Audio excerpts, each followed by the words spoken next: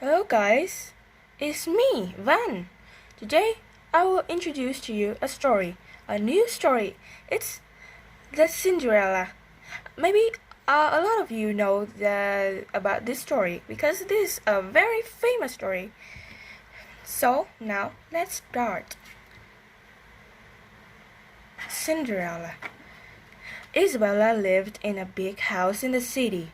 Her mother died when she was very young, and her father was often away from home. Isabella was sad when he was away. The servants were kind, but she was alone all day.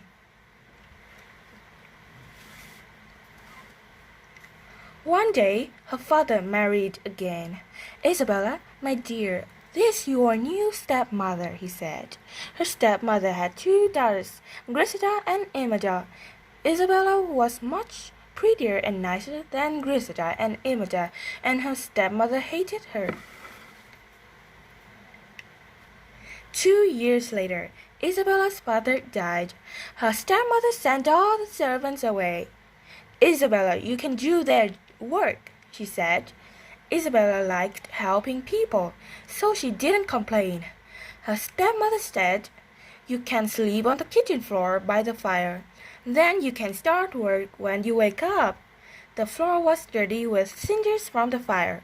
Grisida said, look at Isabella in the cinders. Let's call her Cinderella.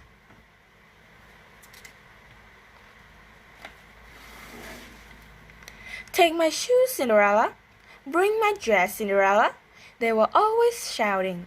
There was a lot of work, but Cinderella smiled and never complained. The stepsisters wore beautiful dresses. They went to the parties and ate the nicest food. Cinderella's clothes were old and dirty, and she stayed at home and ate bread and water. One day there was a knock at the door. It was a servant from the palace. Ladies, I have an invitation for you, he said. There's going to be a ball at the palace tomorrow. The prince wants to get married. He would like to meet every lady in the city. Cinderella's stepmother took the invitation. Oh, my girls love parties. She didn't say thank you.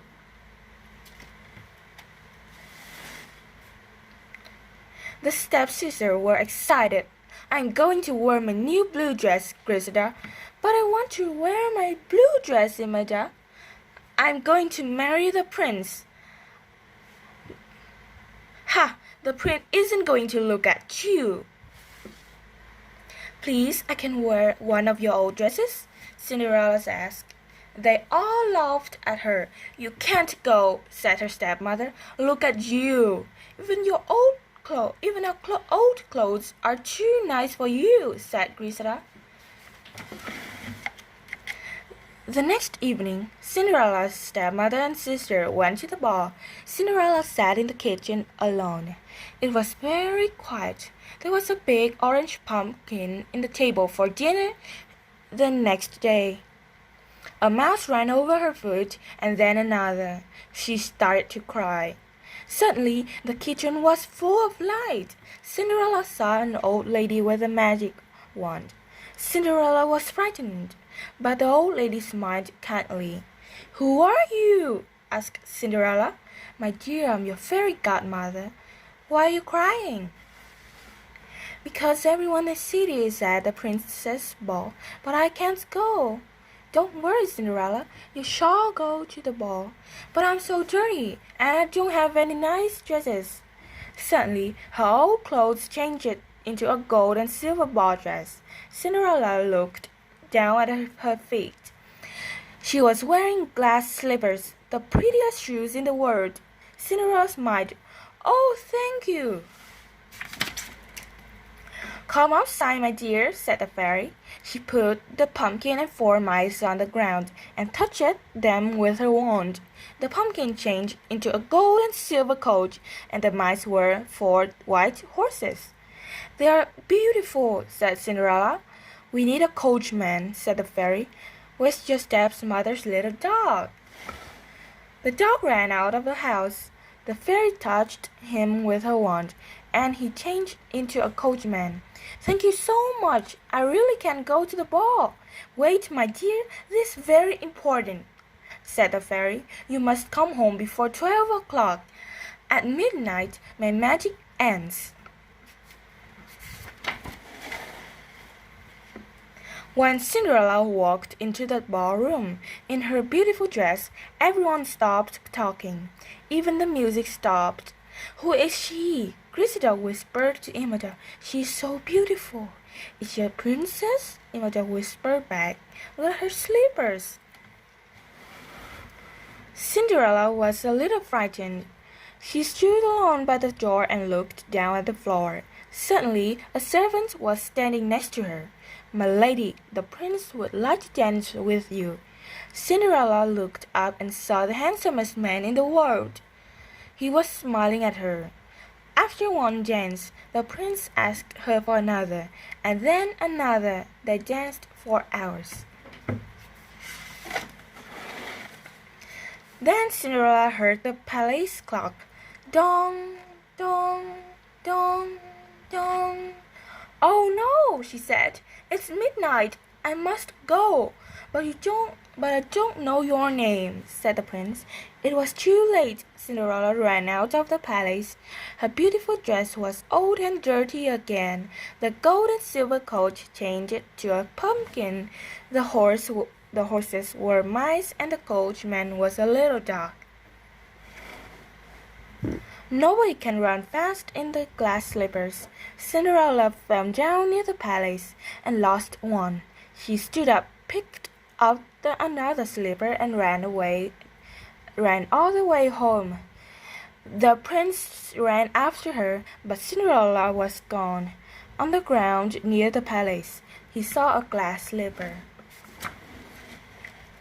The next morning, everyone in the city was talking about the beautiful stranger. Everyone in the Cinderella's house was talking too. "Who is she?" said Cressida. "Nobody knows. She ran out of the ballroom at midnight. They just found her glass slipper. Every woman in the city must try the slipper. The prince says so," Imogen told her mother. Later that day, there was a knock at the door. "The prince here!" shouted Cressida. Upstairs, Cinderella put his hand over her ears. "What can I do?" she thought. The prince had her slipper, but now she was dirty and so were her clothes. She didn't want the prince to see her. The prince came to the house with his servants. One servant was holding the glass slipper.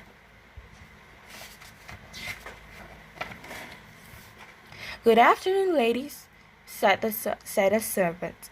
"Can you help us?" "Yes, of course." Imogen ran forward. "Let me try first." She sat down with the slipper, but her foot was too wide. Cressida laughed at her sister. She tried the slipper, but her foot was too long. Cinderella came slowly down the stairs.